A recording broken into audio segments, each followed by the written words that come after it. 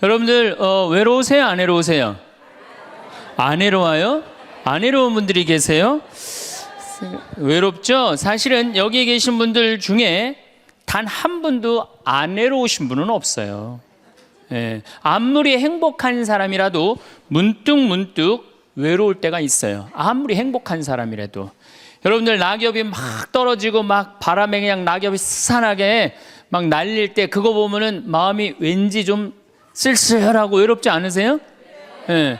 한 입을 덮고 사는 남편이 어느 날 그냥 등 돌리고 말도 안 하고 그냥 그러고 있으면은 외로워요, 안 외로워요? 우리 인간은요, 고독할 수밖에 없어요. 우리 인간은.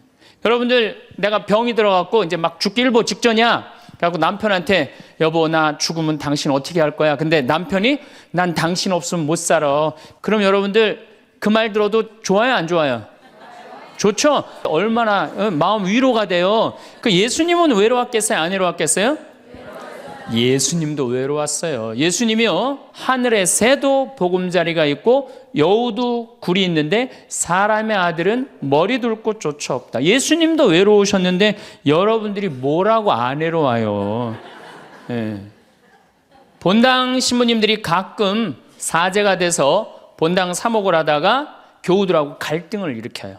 갈등을 일으키는데 교우들이 본당 신부님 본당에서 몰아낸다고 주교님한테 막 투서하고 막 연판장 막 돌리고 그럴 때 그 사제는 외로울까 안 외로울까요? 외롭죠. 왜? 정말로 하느님 나라를 위해서, 하느님의 교회를 위해서, 그 교회의 구성인 교우들을 위해서 장가도 안 가고 말이야, 혼자 독신으로 그 교우들을 위해서 온전히 삶을 봉헌했는데 그 교우들이 자기를 몰아낸다, 자기를 투서한다, 정말로 모든 걸 바쳤는데 그 바친 당사자들이 자기를 미워할 때 사제는 고독할까요? 안 고독할까요? 고독할 수밖에 없어요. 여러분들, 남편을 내가 너무너무 사랑해. 남편을 너무너무 사랑하는데 남편이 나를 미워해. 내가 남편을 너무너무 좋아하는데 남편이 나를 미워해. 그러면은요, 그거 고독은요, 이루 말할 수가 없어요. 우리가 언제 주로 살아가면서 고독할까요? 첫 번째 외로움을 느끼는 것은 사랑하는 사람에게서 버림받았을 때 외로움을 느낀다 그래요. 사랑하는 사람. 부모님한테 버림받은 사람들 많죠. 부모님한테 버림받은 사람들 얼마나 많아요. 요즘 보육원에 그냥 자기 아이 버리고 그냥 가는 부모님들 얼마나 많아요. 그리고 이혼하고 그냥 엄마가 보따리 싸들고 그냥 도망가는 엄마들 얼마나 많아요. 그런 아이들 상처가 얼마나 크겠어요. 세상에 천하에 엄마가 나를 버렸다, 아버지가 나를 버리고 갔다, 그들의 마음의 상처는 이루 말할 수가 없죠. 또 사랑하는 애인이 배반하고 가버렸어. 사랑하는 애인이 배반하고 가버렸어. 그러면은 아파요, 안 아파요? 아프죠? 친구가 나를 배반하고 가버렸어. 이거 굉장히 괴로운 거예요. 내가 정말로 너무너무 사랑하는데 결혼하고 싶은 정말로 남자가 있어. 근데 부모님이 반대해갖고 헤어져야 돼. 아파요, 안 아파요? 굉장히 아파죠. 그래서 심지어 그 위대한 다윗도 아들 압살롬이 반란을 일으켜요. 아들이 압살롬이라는 아들이 있는데 반란을 일으켜갖고 다윗이 도망 나갑니다. 예루살렘에서 그냥 급히 도망을 나가면서 이런 시를 불러요. 시편 3편에 주님, 저를 괴롭히는 자들이 어찌리 많습니까? 저를 거슬러 일어나는 자들이 많기도 합니다. 하느님께서 저자를 구원하실성 싶으냐? 저를 빈정대는 자들이 많기도 합니다. 이런 얘기를 해요. 그러니까 다윗도 결국은 누구한테 버림을 받기 시작하냐면 아들한테 버림을 받아요. 그리고 결국은 그 아들은 요압이라는 다윗의 총사령관한테 표창에 맞아 죽고. 그러니까 얼마나 아프겠어요. 인간은 어떤 종류의 인간이든지 이런 아픔 속에서 살아갈 수밖에 없다. 사랑하는 사람을 만날 수 없다는 사실, 이거를 불가에서는 뭐라고 그러냐면 애별리고라고 그래. 애별리고. 사랑하는 사람하고 헤어지는 고통. 이게 가장 큰 고통이라고 그래요.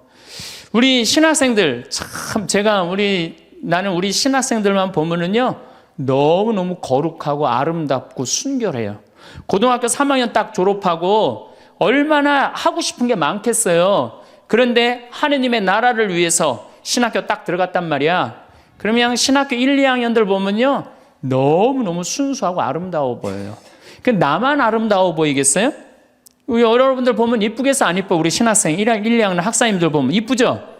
여러분들만 이쁘겠어요? 20살, 21살 된 여자애들은 이쁠 것 같아요, 안 이쁠 것 같아요? 신학생들이 너무너무 매력이 있잖아요. 그래갖고 가까이 가고 싶고 자꾸 만나고 싶단 말이야. 고등학교 때까지는 공부하다가 모르다가 그냥 신학생들도 딱 신학생이 돼갖고 그냥 이쁜 아가씨가 자꾸 옆에 있으면 마음이 끌릴 것 같아요, 안 끌릴 것 같아요? 끌릴 수밖에 없어요. 사람은요, 어쩔 수가 없어요.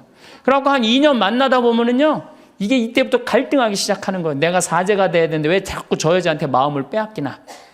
그래갖고 그냥 그때부터 고민하기 시작하는 거예요. 하느님을 선택할 것이냐, 여자를 선택할 것이냐. 그래서 신학교에서는 재미난 말이 있어요. 2말 3초라고 그래. 2학년 말, 3학년 1학기, 3학년 초, 이때가 가장 신학생들이 갈등을 많이 할 때예요. 그래갖고 이때 여자를 떠나보내면 이제 4학년, 5학년 쭉 군대 가면서 이제 사제 길로 가는 거예요. 근데 이때 그냥 이 여자를 따라가면 이제 신학교 나가는 경우가 많죠. 그래갖고 그냥 그 젊은 나이에 그 피 끓는 뜨거운 애정을 끊고 사제가 되니 애별리고의 고통을 안 겪은 사제가 몇 명이나 될 것 같아요. 그러니까 서푼 때 보면 그냥 누워갖고 그냥 이 깔고 그냥 그 여자 떠나보낸 여자 생각하고 그냥 가슴이 아파서 우는 거예요. 모든 걸 떠나보내야 돼. 인간이 얼마나 그게 힘든 건데요. 그러니까 여러분들 신부님들한테 잘하세요. 괜히 주교님한테 편지 쓰고 그러지 마시고.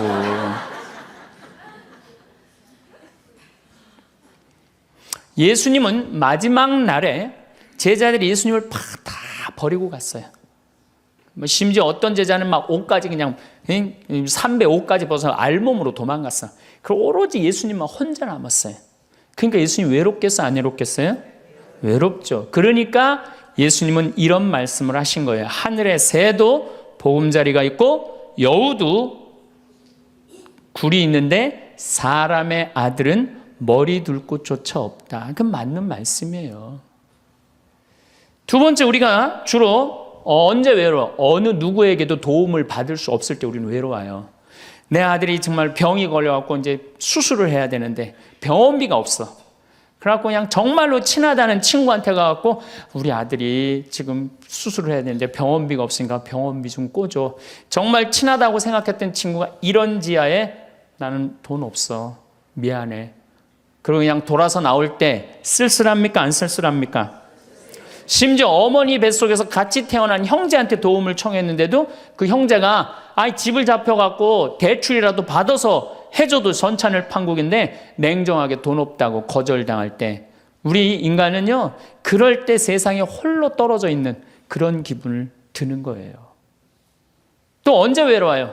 내가 40살, 이제 45, 46이 돼갖고 애 대학도 들어가야 돼갖고 학비도 지금 등록금도 준비해야 되고 아파트 부금도 보야 되는데 그냥 직장 상사가 부르더니 해고 통지를 딱 했어. 그럼 이 40대 가장은 얼마나 쓸쓸하겠어요. 갈 데가 아무 데도 없는 거죠. 대학이라고 졸업은 해놨는데 나를 필요로 하는 데가 아무 데도 없네. 아무리 그냥 원서 지원서를 100통을 써도 그냥 나한테 연락해주는 사람 하나도 없어. 이럴 때 나를 필요로 하는 사람이 아무도 없을 때 우린 외로운 거예요. 더욱이 그냥 더 힘든 사람들은 어떤 사람들이에요? 철거민들. 갈 데는 없고 겨울은 다가오는데 그냥 내가 그냥 집을 다 부셔갖고 쫓겨날 때 그들의 그 외로움은 이건 또 이루 말할 수가 없죠. 그래서 인간으로 살아가는 한 외로울 수밖에 없어요. 그래서 하이데거라는 철학자는 뭐라고 하냐면 인간은 세상에 내던져진 존재라고. 내던져진 존재. 여기 여러분들 중에 태어나고 싶어서 태어나신 분들 계세요? 한 분도 없죠? 내던져진 거예요, 세상에. 귀양 내던져질 거면 삼성 이건희 회장님 집에 내던져지든지 아니면 정주영 회장님 집에 내던져지든지 그러면 그냥 팔자라도 편안할 텐데 내던져지고 보니까 그냥 똥구멍이 찢어지게 가난한 집에 그냥 내던져진 거야. 그래갖고 그냥 인생 그냥 피곤한 거죠. 그리고 귀양 태어날 거면은 장동건이나 고소영 씨처럼 얼굴이 잘생기거나 이쁘게라도 태어나면은 얼굴로라도 먹고 사는데, 아이 또 가난한 집에 내던져줬는데 얼굴은 또 씹다 뱉은 수제비 같이 생겨버렸네. 요즘은 그냥 막 텔레비전 막 이런 시대 아니에요. 그래갖고 그냥 키 크고 잘생기고 막 이런 거에 그냥 뭐든지 그냥 사람들이 그냥 눈이 멀어 있잖아요. 근데 그냥 생긴 건 씹다 뱉은 수제비 같이 그냥 이렇게 살아가는 사람들은 인생을 힘들게 살아갈 수밖에 없다는 거예요. 그런데 그런 사람들이 95%가 그렇다는 거예요. 95%. 저나 여러분이나 뭐 내가 항상 하는 얘기지만 내 얼굴 이거 씹다 뱉은 수제비 같이 생겨갖고 이거 뭐 얼굴로 먹고 살기엔 틀린 거죠. 다 평범하게 태어나는 거죠. 또 우리 언제 외로워요? 말이 안 통할 때 외로워요. 남편하고 말이 안 통할 때, 자식하고 말이 안 통할 때, 특별히 가족 간에 말이 안 통할 때 참 외로워요. 제가 미국에 강의를 한 2년 동안 이렇게 쭉 다녀보니까 깜짝 놀라는 일이 있어요. 엄마 아빠는 영어를 못하고 애들은 영어만 하는 거예요. 그러니까 애들은 그냥 막 영어를 너무너무 잘하고 애들 하는 말을 엄마 아빠가 못 알아듣는 거예요. 그러니까 엄마 아빠하고 말이 안 통하는 거 애들하고 기본적인 거 밥 먹어라, 학교 갔다 와라 이거 외에는 말이 안 통하는 애들이 참 많더라고요. 정말로 그건 이제 점점 외로워지는 거죠. 우리 생태마을에 교감 선생님이 3개 국어를 해요. 생태학교라는 걸 운영하거든요. 3월 달부터 12월 달까지 우리 농사 짓고 기숙사 생활하고 생태 영성 배우고 이런 생태학교를 운영하는 이제 교감 선생님이 미국에서 스카웃을 해왔어요. 스카웃을 해왔는데 이 교감 선생님 아들이 미국 콜롬비아 대학 4년 장학생이에요. 미국에서 태어난 거죠. 나도 한번 만나봤는데 애가 굉장히 괜찮아요. 근데 애가 이제 아버지 생일날 카드를 보낸 거예요. 한글을 배워서 삐뚤삐뚤한 글씨를 써갖고 편지를 보냈는데 딱 3줄 보냈어요. 아버지 사랑합니다. 아버지 생일 축하합니다. 그리고 맨 끝에 뭐라고 썼느냐면은 네 아들 윤진이가 이렇게 해서 보냈더라고요. 말이 안 통하는 거지. 말이 안 통하는 거지. 한국에서 보면은 그런데 이게 미국 사회에서만 서로 말이 안 통하는 게 아니야. 한국에서도 퇴근을 했는데 부인이 남편을 투명인간 취급하는 부인들 많아요. 들어오거나 말거나 말도 안 하고 그냥 밥 차려놨으니까 먹으라고 그러고 사람 그냥 투명인간 취급하는 경우 많죠. 그렇죠? 자식들도 집에 와서 엄마 아버지한테 다소곳하게 하지 않고 자기 방에 쑥 들어가고 하루 종일 한 가족이 집에 살면서 5분 이상 대화를 안 한다는 거 아니에요. 이게 말이 안 통하니 이 집이 외롭겠어요? 안 외롭겠어요? 모이면 하루에 있었던 일 얘기하고 서로 그냥 다정하게 대화를 나눠야 되는데 우리가 지금 말이 안 통해 서로. 그 외로울 수밖에 없죠. 또 언제 외로워요? 이게 이제 저하고 여러분들하고 공통적으로 느끼는 거예요. 늙어가는 걸 느낄 때. 내가 뭔가 하나씩 뺏겨가는 걸 느낄 때 그때 외로워요. 내 젊음이 하나하나 떨어져 가는구나. 제가 굉장히 눈이 좋았어요. 1.5, 어떨 땐 2.0까지 나왔어요. 근데 요즘 핸드폰에 메시지가 오면은 일단은 내가 인상을 써요. 인상을 쓰고 이렇게 멀리 보기 시작해. 안 보이는 거, 글자가. 심지어는 내 동창들은요, 돋보기를 쓰는 동창들도 있어요. 벌써. 그래서 너 왜 돋보기를 쓰냐고 하니까 노안이 와갖고 신문이 안 보이는 거예요. 그 돋보기를 쓰고 있는 동창을 보면요, 슬프더라고요. 늙어가니까. 제가 젊었을 때 몸에 테스토스테론이 흘러 넘쳤어요. 진짜 남자다웠어요. 그래갖고 내가 눈물이라고는 한 방울도 안 흘렸어요. 얼마나 눈물을 안 흘리냐면 고등학교 2학년 때 우리 어머니 아버지가 내가 신학교 들어가기 전까지는 성당에 안 다니셨어요. 그러니까 이해가 안 됐잖아요. 반대한다고 어머니가 막 정말로 아버지가 그 막 어머니를 막 끌어안고 저를 보고 뭐라고 그랬느냐면 울면서 제발 신학교 안 간다는 소리 좀 해라. 내가 그랬는데도 눈물 한 방울 안 흘린 놈이에요, 내가. 물론 우리 어머니 아직도 안 돌아가셨어요. 아직도 안 돌아가시긴 했는데. 그런데 내가 나이가 46인데 이상한 일이 벌어졌어요. 내 몸에서 이제 테스토스테론은 안 나오고 남성 호르몬은 안 나오고 에스트로겐, 여성 호르몬이 나오는 모양인 것 같아요. 지난 2월 달에 우리 김연아 선수가 동계올림픽 금메달 땄잖아요. 따갖고 그냥 더욱이 또 우리 세례 받았잖아. 그냥 내 딸이 그냥 금메달 따갖고 그냥 동해물가 올라가는데 그냥 그 묵주 반지가 딱 보이는데 눈물 한 방울 딱 떨어지는데, 아니 김연아 선수 눈물 한 방울 떨어지는데 왜 내 눈에서 눈물 10방울이 떨어져? 자동이야, 자동. 요즘은 그냥 텔레비전에서 슬픈 것만 봐도 어떻게 돼요? 눈물이 뚝뚝 떨어져요. 내가 이제 늙어가고 있는 거예요. 네. 내 몸에서 이제 여성 호르몬이 나와갖고 자꾸 감성적으로 되는 거예요. 감성적으로. 반대로 여자들은 몸에서 이제 에스트로겐은 안 나오고 테스토스테론이 나와요. 남성 호르몬이 나와요. 그래갖고 50 넘은 여자들을 보면요, 여자 같은 여자는 하나도 없어요. 깡패 같은 여자들만 그냥 천재 있어요. 깡패 같은 여자. 그냥 몸에서 근데 에스트로겐이 빠져나가면은요, 여성 호르몬이 빠져나가면은요, 기억력도 같이 빠져나간대. 기억력도. 그래갖고 그냥 장을 보러 나가야 되는데 그냥 지갑을 어디다 놔뒀는지 알 길이 없는 거야. 온 집안을 다 뒤져도 지갑이 없는 거예요. 그래갖고 열받는다고 냉장고 딱 열어보니까 김치통 위에다 지갑 딱 올려놔. 아이고, 내가 왜 이럴까? 내가 왜 이럴까? 심지어는 어떤 분은 막 1층에서 2층 올라가면서 올라가는 중간에 무슨 일을 하러 올라가는지 까먹는 분도 계세요. 그런 분들 많죠? 더 심각한 분은 어떤 분이냐면 1층하고 2층 중간에 서서 고민하기 시작하는 거예요. 과연 내가 지금 2층에서 내려오고 있는 중이었을까? 1층에서 올라오고 있는 중이었을까? 깜짝깜짝 놀라는 거죠. 심지어는 저는 어떤 분까지 봤느냐면은 핸드폰을 하면서 지금 내가 핸드폰을 찾는데 내 핸드폰 어디 있지? 이러고 있는 사람들도 있어요. 그런 분들도 있어요. 늙어가는 거죠. 늙어가는 건 굉장히 슬픈 거예요. 젊음을 빼앗기는 거, 이런 것들이 자꾸 우리를 슬프게 하죠. 한숨이 나오죠. 더욱이 아줌마들은요, 40이 넘으면 확 갑자기 몸에 얼굴이 열이 확 올라왔다가 열이 확 식었다가 그러죠. 감정의 기복도요, 막 기뻤다가 슬펐다가 분명해요. 울었다 웃었다가 분명해요. 그러면 자식 붙잡고 네가 인생을 어떻게 살라고 그러냐고 막 울다가 갑자기 그냥 성당 친구가 전화 오면은 언제 그랬냐는 듯이 내가 오늘 신부님을 강의를 들었는데 너무 재밌다고 막 깔깔깔깔거리고 막. 그러면 아들이, 딸이 엄마 도대체 왜 그래? 이 소리를 들으면요, 여러분들은 심각하게 늙어가고 있는 거예요. 엄마 도대체 왜 이래? 내가 이제 늙어가는 거죠. 그럴 때 우리 인간은 외로움을 느낀다는 거죠. 우리가 언제 외로울까요? 아플 때 외롭다 그래요. 아플 때.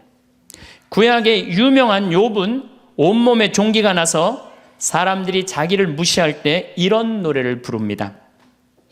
내 형제들은 내게서 멀어지고 내 친구들은 남이 되어 버렸다네. 친척과 친지들은 떨어져 나가고 집안 식객들은 나를 잊었으며 계집종들은 나를 낯선 자로 여기니 저들 눈에 나는 이방인이 되었다네. 내 입김은 아내에게 메스껍고 내 몸에 나는 악취를 자식들에게 풍긴다네. 어린 것들조차 나를 업신여기고 내가 일어서려고만 해도 나를 두고 비아냥거리네. 내게 가까운 동아리도 모두 나를 역겨워하고 내가 사랑하는 자들도 내게 등을 돌리는구려. 이 아픔은요, 이게 우리 인간이 아직 가장 서러울 때가 아플 때예요. 그건 내 남편도 필요 없고 자식도 필요 없을 때가 굉장히 많죠. 그렇죠? 아플 땐 그래요.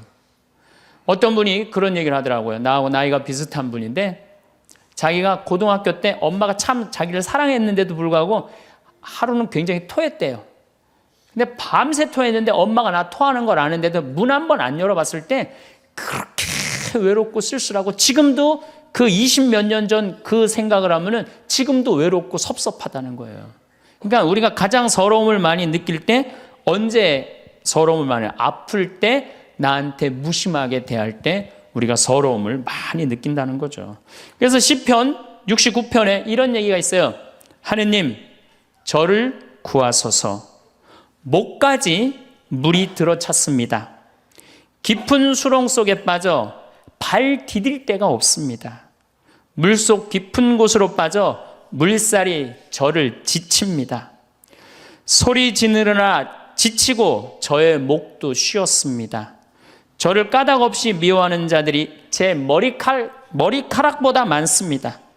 제가 빼앗지도 않았는데 물어내라 합니다. 저는 제 형제들에게 남이 되었고 제 어머니의 소생들에게 이방인이 되었습니다. 물살이 저를 지치지 못하고 깊은 물이 저를 집어삼키지 못하며 심연이 저를 삼켜 그 입을 다물지 못하게 하소서. 인간은 이렇게 누구나 다 힘들고 외롭다는 거예요.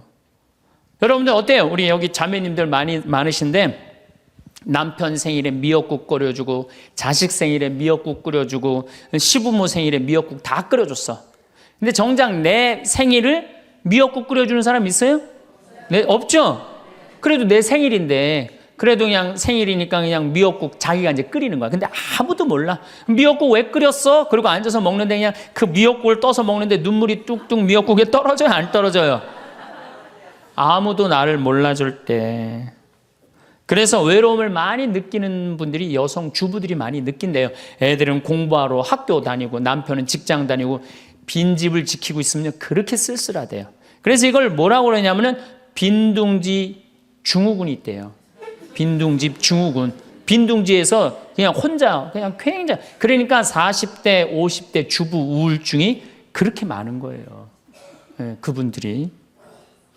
그런데 놀랍게도 독신으로 사는 여성보다는 결혼한 여성이 더 외롭대요. 독신으로 사는 혼자 사는 여자는 자기가 처음부터 외로울 거라고 생각을 하고 혼자 그냥 미역국 끓여 먹으면 당연하게 생각을 하는 거야. 근데 결혼한 사람은 바라는 게 많잖아요. 근데 남이 안 해주면 더 외로운 거야. 이 인간이 다 외로운 거야. 어떻게 보면 다 불쌍해. 여기 있는 분들 한 분 한 분 예수님 오면 다 안아줄 거야.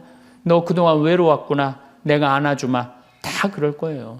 여기서는 웃고 있지만 막상 돌아가서 집에 가보면 눈물을 흘리는 분들 많을 거라는 얘기죠. 저는 외로울 것 같아요? 안 외로울 것 같아요? 저도 외로워요. 제가 92년도 철산성당에서 보좌신부, 경기도 광명 철산성당에서 보좌신부를 했는데 한 12월 15일쯤 됐어요. 아이들이 연합고사 본 날이에요. 그래갖고 저녁 먹고 이제 성당을 이렇게 산책을 하는데 지하실에서 뭐 난리도 아니에요. 뭐 의자 부시는 소리에 뭐 비명 소리에 정신이 하나도 없더라고요. 그래서 내려가서 보니까 아이들이 어떻게 하느냐면은 뭐 난리도 아니야. 뭐 자기네들끼리 의자를 부시고 끌어안고 울고 별놈이 다 있더라고요. 별놈이 다 있어갖고 니네들 저기 뭐야 도대체 왜 그러느냐. 내가 본당 신부할 때 나한테 걸려도 난 한 번도 혼낸 적이 없어요. 애들. 뭘 혼을 내. 그래서 야 니네들 사제관에 좀 올라와 봐라. 신부님이 혼내지 않고 사제관으로 올라오라고 그랬고 딱 앉혔어요. 한 15명을 남자 여자 다 앉아갖고 니네들 도대체 무슨 일 때문에 성당 기물을 부시냐 얘기를 좀 해봐라. 그랬더니 마침 그 아이 중에 한 아이가 엄마 아빠가 이혼을 한 거야. 자기네들끼리 위로해 준다고 마침 시험도 끝나고 그래갖고 이제 앉혀갖고 그냥 귀양 나온 얘기니 니네들 인생을 한번 얘기를 해봐라. 이제까지 살아온 거. 그랬더니 애들이 그냥 15년, 16년 살아온 인생 그냥 나름대로 그냥 쫙 밤 12시가 넘은 거예요. 그래갖고 오늘은 너무 늦었으니까 집에 가지 말고 신부님 집에서 자라. 사조관에서 15명 다 집으로 전화해라. 만약에 엄마 아빠가 뭐라고 의심을 하면 나를 바꿔줘라. 그래갖고 내가 몇몇은 내 통화를 해갖고 내가 오늘 재울 테니까 걱정하지 말라고. 아이들하고 정말로 다정한 얘기를 했어요. 그러니까 아이들이 너무 좋잖아요. 혼을 내기를 하나 또 신부님이 방에서 재워주지 자기 얘기 다 들어주지. 그래서 내가 2월 달에 발령을 받아갖고 떠나는데 가지 말라고 애들이 일주일 동안 우는 거예요. 가지 말라고. 신부님 우리랑 살자고. 그래갖고 내가 발령 받아가는 애들 발령 받아가는 날 30명이 학교를 안 간 거예요. 가지 말라고. 그래갖고 제가 이제 수원으로 이제 발령을 받아갔는데 토요일만 되면은 전철을 타고 내려오는 거예요. 토요일만 되면은 30명이. 그래갖고 한 주, 두 주 오다 말겠지. 그런데 애들이 3개월 동안 계속 내려오는 거예요. 나보고 싶다고. 생각해보니까 이렇게 하면 안 되겠더라고. 이렇게 끌고 다니다가는 10년 후에는 한 3,000명 끌고 다니겠더라고요. 그래서 사제는 본당을 떠나면은 인연을 끊어야 되는구나. 그때 깨달았어요. 그 다음 사제가 정말로 사목을 잘할 수 있도록 떠난 본당에 일체 연락하면 안 되고 떠난 본당 사람들하고 어울리면 안 되는구나. 그때 깨달았어요. 그래갖고 제가 이제 평택에서 이제 비전동 성당이라고 5년 초대 본당 신부를 했어요. 초대 본당 신부 했으니 교우들하고 얼마나 친했겠어요. 그 다음에 경기도 광주에서 능평 성당이라고 거기도 또 초대 본당 신부 5년을 했어요. 10년을 본당 신부를 하고 제가 지금 강원도 평창에 이제 갔잖아요. 6년 전에 평창에 갔는데 내 첫 영명 축일 때 교우들이 신부님 축일 축하한다고 몇 명이나 왔냐면 200명이나 온 거예요. 기분이 너무너무 좋더라고요. 이야, 나를 잊지 않고 이렇게 200명이나 와줬구나. 그렇지만 저는 연락은 안 해, 개인적으로. 근데 둘째에 150명으로 줄어들었어요. 내 축일에. 셋째에는 100명으로 줄어들더라고요. 뭐 계속 연락은 안 하니까 넷째에는 50명으로 줄어들었어요. 작년에는 30명으로 줄어들더니 올해 내 축일에는 17명이 딱 앞에 그냥 쭉 한 줄 앉아 있는데 외롭더라고요. 근데 사실은 그 200명에서 17명까지 줄어들 때 누가 연락을 안 하고 산 거예요? 내가 연락 안 하고 산 거예요. 사실은 그 외로움을 누가 먼저 만들었냐면 내가 먼저 만드는 거예요. 여러분들 외로운 분들 보면은요, 사실은 어떻게 보면은 다 본인이 담을 쌓고 살기 때문에 외로운 거지, 본인이 마음에 담을 허물면요 절대 안 외로워요. 근데 담 쌓고 사는 경우 많죠. 형제나 친척이 잘못하면은 내가 니네들하고 연락하고 사나 봐라, 그리고 딱 인연 끊어버리잖아요. 그러니까 우리가 외로움은 점점 우리를 더 힘들게 만들어요. 대한민국 사람들이 굉장히 외로운 것 같아요. 대한민국의 명장면이 하나 있어요. 저는 이해가 안 가는 장면 하나 있어요. 대한민국 사람 참 외롭구나, 대한민국 아줌마들이 외롭구나를 느끼는 장면 하나가 있어요. 그게 뭐냐면 연예인들 군대 갈 때예요. 아니, 연예인들 군대 가는데 왜 아줌마 500명이 따라가? 자기 아들 군대 가는 것도 아닌데. 그래갖고 그냥 거기다가 막 기다린다고 그러고. 그러니까 어디 마음을 열어놓을 데가 없는데 그 연예인한테 마음을 열어놓고 사는데 그 연예인이 2년 동안 안 보인다고 그러니 얼마나 슬퍼. 그러니까 그 앞에서 우는 거예요. 참 그 슬픈 장면이죠. 너무 외로울 때, 절망이 끝에 달할 때, 키에르 케고로라는 철학자는 죽음에 이르는 병을 절망이라고 그래요. 절망. 외로움에서 끝에 아무도 내 옆에 없구나, 이런 절망에 할 때 죽음에 이른다는 거죠. 우리가 여러분들 이 죽음이라는 게 얼마나 무서운 거예요. 어떤 사형수가 교수대에 올라가다가 그 교수대 올라가는 계단이 썩었나 봐요. 그래갖고 계단에 딱 떨어졌어. 미끄러져갖고 떨어지고 한 말 있잖아요. 하마터면 죽을 뻔했다고. 바로 죽기 직전까지 우리 인간은 무슨 끈을 놓지 않아요? 삶의 끈을 놓지 않아요. 누가 잘못 사는 거냐면 우리가 잘못 사는 거예요. 우리 종교인들이 잘못 살아서 그래요. 아니, 그런 외로운 사람들 위로가 되려고 예수님이 이 세상에 왔는데 우리가 위로가 안 되는 거죠. 또 서울대학 다니는 아이들도 외롭다고 죽는 아이들도 많아요. 그러니까 외로운 거는 못난 사람들도 외로움을 느끼지만 어떤 사람들도 외로움을 느껴요? 잘난 사람들도 외로움을 느껴요. 그래서 사람들은 이래요. 나는 미치도록 외롭다. 죽고 싶을 정도로 외롭다는 말을 해요. 미치도록 외롭다는 말. 여러분들, 현대인들이요, 한 번은 60% 정도는 살아가면서 우울증에 걸린대요. 한 번은. 여기 계신 분들 중에 지금 군대 가는 아이들 멘탈 테스트를 해보면요, 한 50% 이상이 한 번은 제정신이 아닌 상태래요. 멘탈 테스트를 해보면은. 그러니까 여기 계신 분 두 분 중에 한 분은 지금 제정신이 아닌 거예요. 반은 제정신 아닌 상태로 지금 앉아 있는 거예요. 신부님, 저는 제정신인 것 같은데요. 그분은 완전히 도루신 분이에요. 왜 제정신이 아닌 상태에서 우리가 지금 살고 있느냐? 텔레비전 보면요, 기가 막힌 거 많이 나와요. 초등학교, 중학교 애들이 공중에 뜬 거 재밌다고 동영상 찍어갖고 올려놓은, 그 제정신이에요? 제정신 아니에요? 제정신 아니에요. 이게 우리가 다 제정신이 아니에요. 100년 전 조선시대 사람들을 데려다 놓고, 100년 전 조선시대 사람을 데려다 놓고 한번 여러분들 요즘 사회 뉴스를 한번 보게 하세요. 그 사람 미칠 것 같아요? 안 미칠 것 같아요? 근데 여러분들은 그거 매일 이러는 거 보는데도 여러분들 왜 안 미쳐요? 이미 어느 정도 미쳐 있어. 미쳐 있기 때문에 그걸 봐도 안 이상한 거예요. 그러니까 우리가 잃어버린 마음을 찾아야 된다는 거죠. 잃어버린 마음을 그러니까 외로운 사람들끼리 서로 모여서 서로 위로가 돼야 되는데 이 외로운 사람들이 뭘 하느냐면 컴퓨터 게임에 미쳐 있는 거예요. 컴퓨터 다 사람은 안 만나고 기계만 만나는 거예요. 그러니까 더 미치는 거죠. 더 미치는 거예요. 그래서 우리가 이런 외로움을 극복하려고 그러면은 정말로 서로 사랑해야 돼요. 예수님 말씀처럼 우리가 서로 사랑해야 돼요. 서로를 배려해주고 서로를 신경 써주고. 근데 우리는 이게 서로 사랑하고 서로 배려해주는 게 부족한 거죠. 굉장히 이기적으로 사는 거죠. 이기적으로. 그럼 여러분들은 언제 외로움을 정말로 극단적으로 느끼느냐? 자식한테 기댈 때. 특히 여기 계신 여러분들은 언제 더 많은 외로움을 느끼냐면 늙어서 자식이 나한테 잘해주겠지 이런 마음 먹는 분들은요 외로워요. 딸이 나한테 잘해주겠지, 늙어서 나 용돈도 주고 내가 고생해서 키워놨으니까 나 호강시켜주겠지 이런 생각하는 분들은요 외로울 수밖에 없어요. 자식은요 잘 키워도 소용없고 못 키워도 소용없는 게 자식이에요.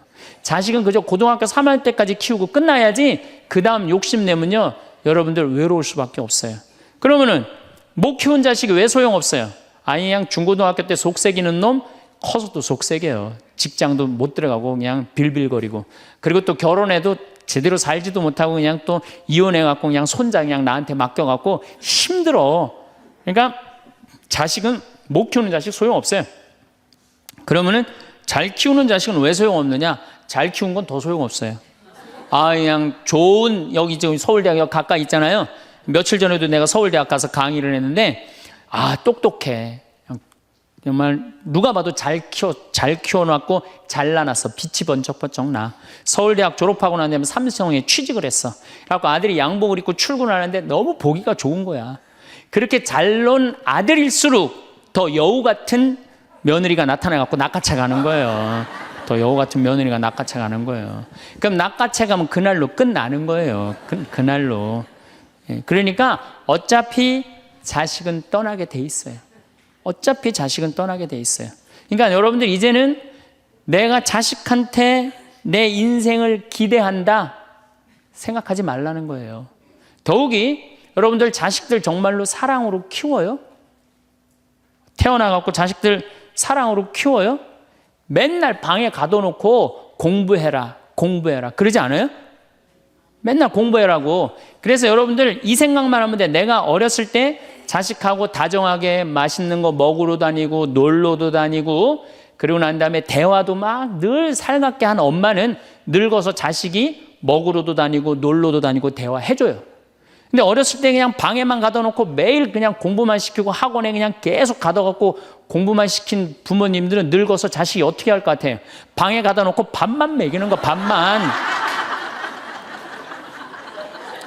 그리고 이제 완전히 이제 늙어갖고 움직이지 못할 때 어떻게?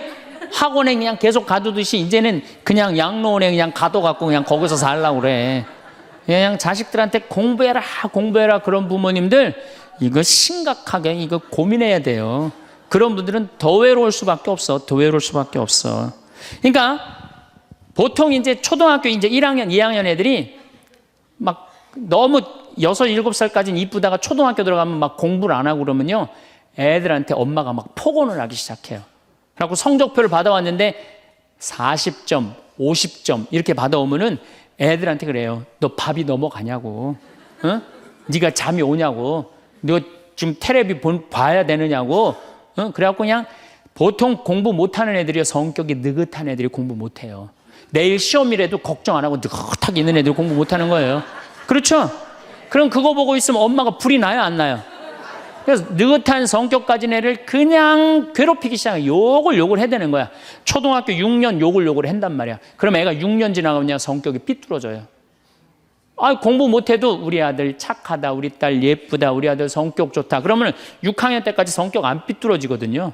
근데 6년 내내 엄마가 욕을 하는 거야. 너 같은 인간이 밥을 내가 너를 놓은 게 내가 너 놓고 미역국 먹은 게 내가 후회된다 막 이러니 6년 동안 애가 그냥 삐뚤어지는 거야. 이제 중학교 올라가면 더 삐뚤어지는 거죠. 중학교 올라가면 엄마가 더 극단적으로 아이하고 싸우는 거예요.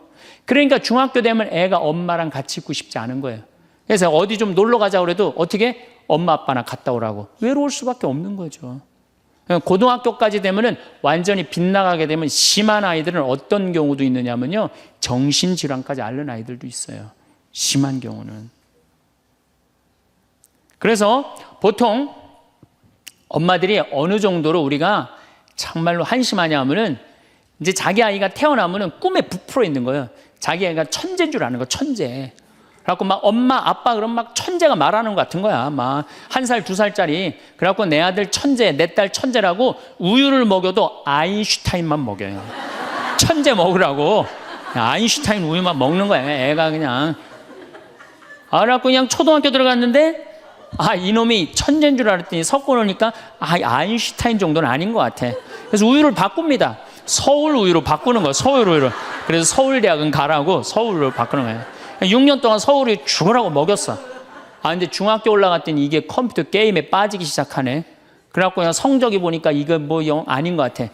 그래서 엄마가 마음을 또 바꿔. 연세 우유로 바꿔. 연세 우유로. 연세 우유로.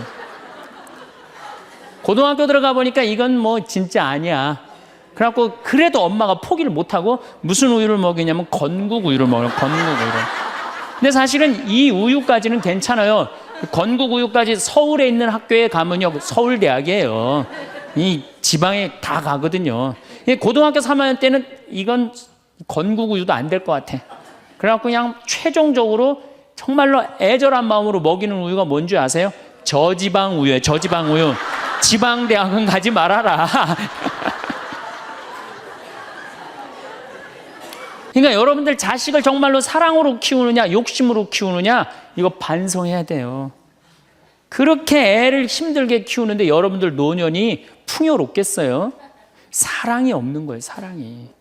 정말 안타깝죠. 그래서 우리들이 그 아이들이 자기가 능력이 자꾸 깨져가는 걸 느낄 때 우리는 쓸쓸하고 외롭다는 거죠. 그때 누가 위로가 돼야 돼? 엄마들이 위로가 돼. 우리 아들 괜찮아.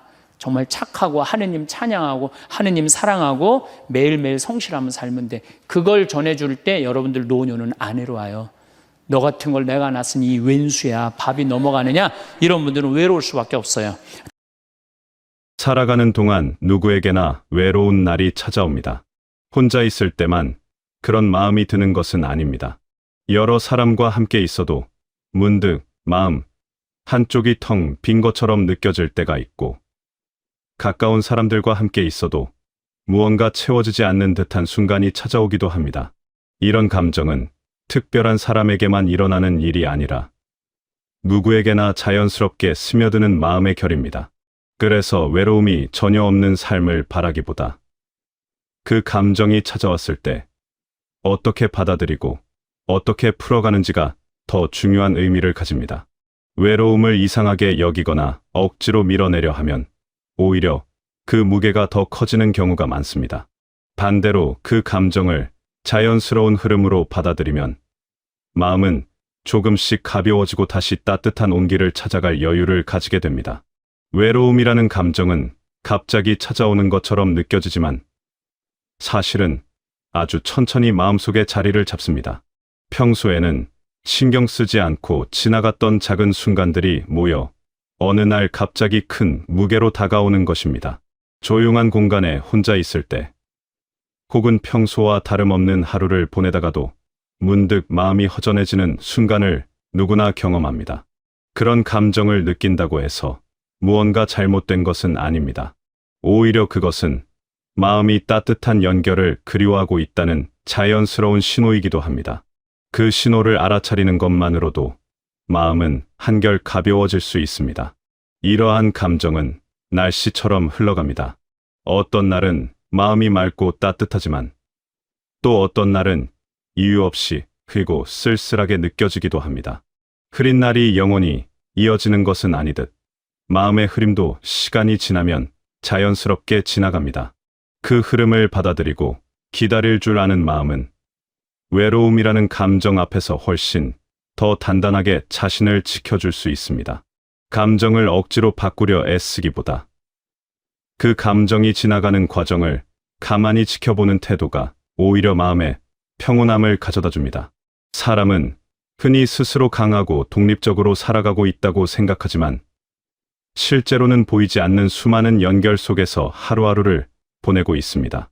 아침에 마시는 물 한 잔, 머무는 공간, 입고 있는 옷 한 가지조차 누군가의 손길과 노력이 더해진 결과물입니다.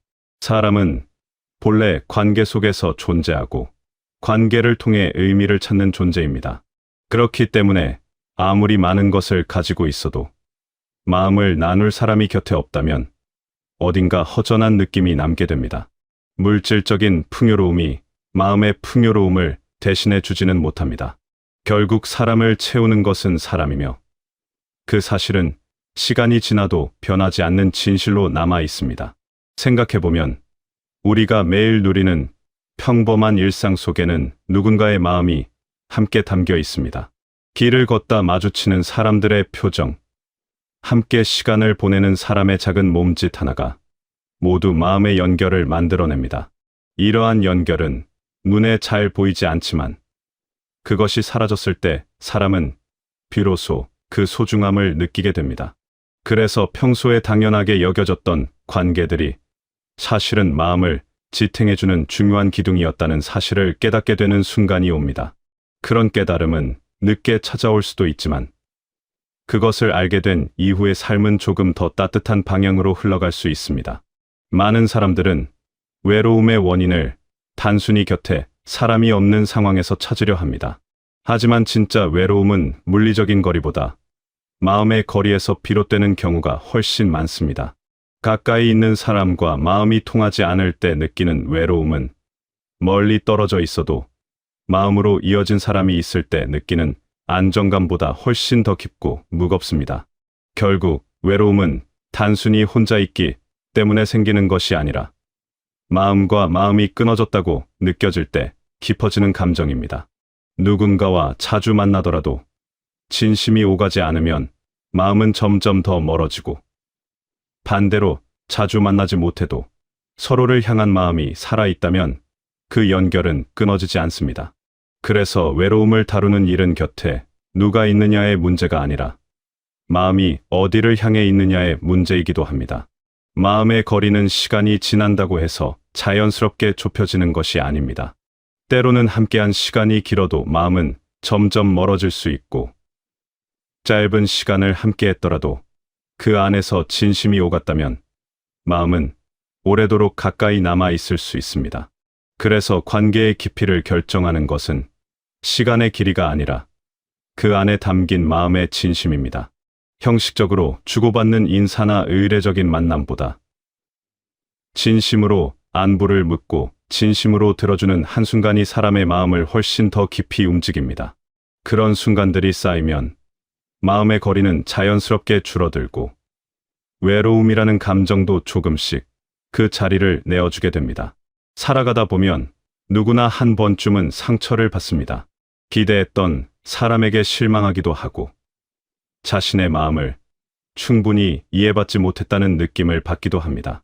그런 순간이 반복되면 사람은 자신을 보호하기 위해 마음의 문을 조금씩 닫게 됩니다. 처음에는 더 이상 상처받지 않기 위한 자연스러운 방어였지만 그런 시간이 쌓이면 그 문은 점점 더 두꺼워지고 단단해집니다.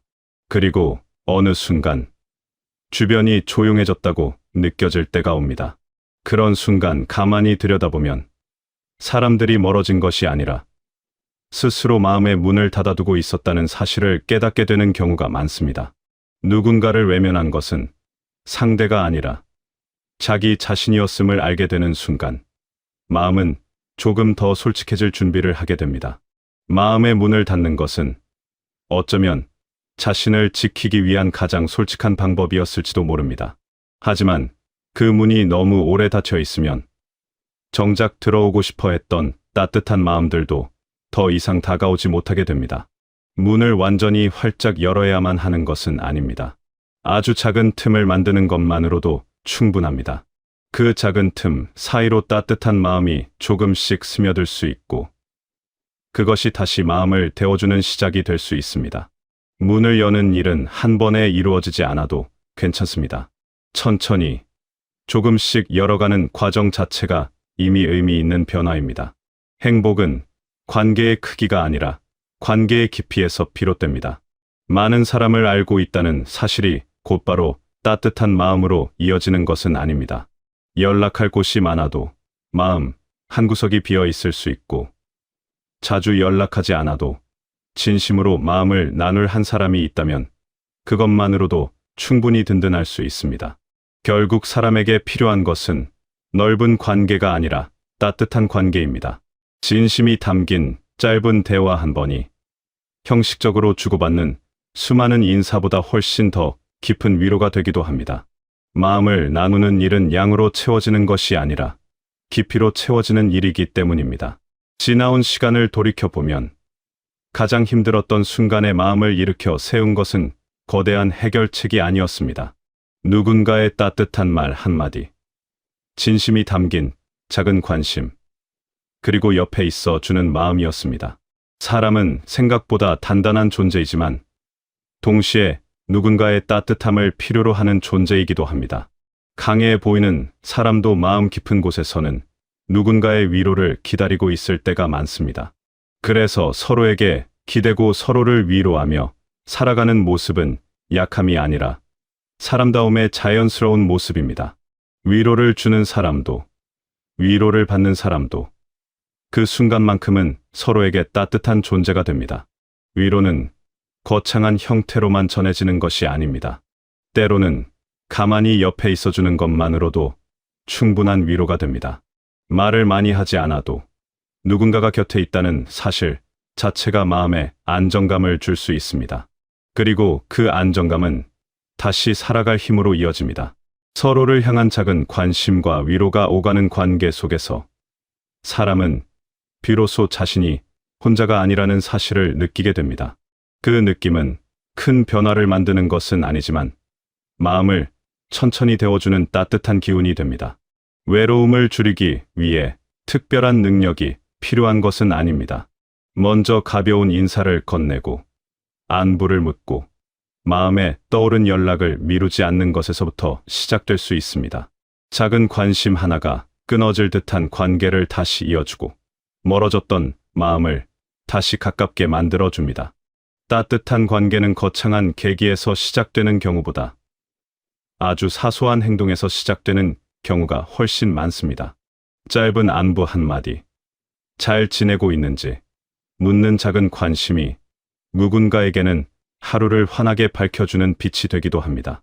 작은 행동이 가지는 힘은 결코 작지 않습니다. 안부를 묻는 한마디의 말이 누군가에게는 그날 하루를 버틸 수 있는 힘이 되기도 합니다. 그리고 그 마음은 다시 자신에게로 돌아옵니다. 누군가에게 따뜻한 마음을 전했을 때 그 따뜻함은 단순히 상대에게만 머무르지 않고 전한 사람의 마음에도 함께 남게 됩니다. 그래서 작은 관심을 나누는 일은 결국 서로의 마음을 동시에 따뜻하게 만드는 일이기도 합니다. 이런 작은 행동들은 반복될수록 더 큰 힘을 가지게 됩니다. 한 번의 안부는 작은 씨앗에 불과하지만 그 씨앗이 꾸준히 뿌려지면 시간이 지나면서 단단한 뿌리를 가진 관계로 자라납니다. 그리고 그 관계는 어려운 순간에 든든한 의지가 되어줍니다. 처음에는 작고 미미해 보였던 마음들이 모여 결국 삶을 따뜻하게 채워주는 커다란 울타리가 되는 것입니다. 많은 사람들은 누군가가 먼저 다가와 주기를 기다립니다. 하지만 관계는 기다림 속에서 자라기보다 누군가의 작은 움직임에서 시작되는 경우가 많습니다. 먼저 웃어 보이고 먼저 손을 내밀 때 멈춰 있던 관계는 다시 살아납니다. 상대도 마음속으로는 같은 생각을 하고 있지만 표현할 방법을 찾지 못하고 있는 경우도 많습니다. 그럴 때 먼저 다가가는 작은 용기는 생각보다 훨씬 큰 변화를 만들어냅니다. 망설임의 시간을 줄이는 것만으로도 관계는 다시 따뜻해질 수 있습니다. 먼저 다가가는 일이 어렵게 느껴질 때도 있습니다. 거절에 대한 두려움이나 어색함이 마음을 막아서기도 합니다. 하지만 대부분의 경우 먼저 건넨 작은 마음은 생각보다 따뜻하게 받아들여집니다. 그리고 한 번의 시도가 쉽지 않더라도 그 시도 자체가 마음에 작은 변화를 만들어냅니다. 작은 용기를 내는 것이 익숙해지면 사람과 사람 사이의 거리는 자연스럽게 줄어들고 그 과정에서 마음은 조금씩 단단해지고 따뜻해집니다. 용기를 내는 일이 처음부터 쉬울 수는 없습니다. 하지만 작은 시도가 한 번, 두 번 쌓이다 보면 다가가는 일은 더 이상 어려운 일이 아니라 자연스러운 일상의 한 부분이 됩니다. 그리고 그 자연스러움 속에서 사람은 다시 사람과 사람 사이의 따뜻한 흐름을 느끼게 됩니다. 그 흐름은 한 번 시작되면 멈추지 않고 또 다른 따뜻함을 만들어내는 힘으로 이어집니다. 결국 삶에서 중요한 것은 무엇을 얼마나 많이 가졌는가 보다 누구와 함께 시간을 나누었는가일 수 있습니다. 시간이 지나면 물건은 낡고 한때 빛나던 일들도 자연스럽게 지나가지만 따뜻한 마음을 나눈 사람과의 기억은 마음속에 오래도록 남아 있습니다. 사람은 결국 사람으로 인해 웃고 사람으로 인해 다시 힘을 얻습니다. 그래서 관계를 소중히 여기고 가꾸어가는 삶은 스스로의 마음을 풍요롭게 만드는 가장 확실한 방법이기도 합니다. 곁에 있는 사람을 소중히 여기는 마음은 결국 자신을 향한 따뜻한 마음으로 돌아옵니다. 관계를 가꾸는 일은 거창한 노력이 필요한 것이 아닙니다. 그저 곁에 있는 사람에게 조금 더 마음을 기울이는 것만으로도 충분합니다. 작은 배려, 작은 관심, 작은 표현이 모여 관계는 더욱 깊어지고 단단해집니다. 그리고 그런 관계 속에서 사람은 비로소 자신이 누군가에게 의미 있는 존재라는 사실을 느끼게 됩니다. 그 느낌은 삶을 살아가는 데 있어 가장 큰 힘이 되어줍니다. 마음을 기울이는 작은 행동은 결국 자신에게로 돌아오는 따뜻한 순환을 만들어냅니다. 누군가에게 마음을 쏟으면 그 마음은 다시 자신을 향한 따뜻한 시선으로 돌아오게 됩니다. 그렇게 주고받는 마음의 흐름 속에서 사람은 자신이 혼자가 아니라는 사실을 더욱 분명하게 느끼게 됩니다.